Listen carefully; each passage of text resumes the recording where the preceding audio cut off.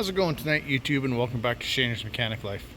You know, a big part of being a good mechanic is not only finding out what parts need to be replaced and being able to replace them at a fast rate, but the main thing is you got to find out why did the parts fail. Like this Volvo tractor, for example. Got a call and it made a huge bang.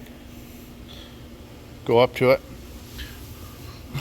Both airbags were blown right off the bottom, as well as both shocks ripped right off the lower mount.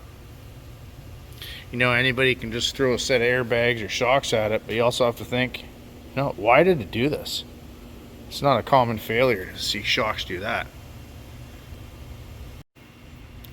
So while you're working on it, you got to think, what controls these? What causes the airbags to go up and down? Well, on pretty much every air suspension, you're going to have a leveling valve. Basically, it's a valve that bolts to the frame, as well as having a link down to the axle. And as it goes up and down, it moves this arm up and down. Tells it to add air, release air, controls it at the perfect ride height. Now, something went haywire. This is the new one on here. And when I went to look at the old one, this is what I found. This is the old leveling valve. Yeah, I don't see any physical damage. There's no air leaks.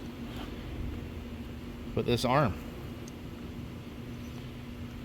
That arm is worn out and stripped. So as the airbags go up and down, it's not even actuating this valve. So basically what happened was the arm didn't go to the neutral position, telling it to stop airing up the system. It kept airing up until these airbags got to max height, and something had to give. It blew the airbags right off the mount, as well as it ripped the shocks right off their mounts. So what's the moral of the story, you ask? Just take that extra little bit of time, figure out why the parts failed. It's going to do you and your customer a big favor, because no one wants to spend a bunch of money putting new airbags and shocks only to have the same things happen again. And by looking at that, pretty sure they're not going to be covered under warranty. Let me know what you think in the comments section. If you like the video, give me a thumbs up. If you want to see more like it, hit the subscribe button, notification bell in the bottom right hand corner. That way you get notified when I get new videos coming out. Well, that's it for tonight, everybody. Have a good night and keep wrenching.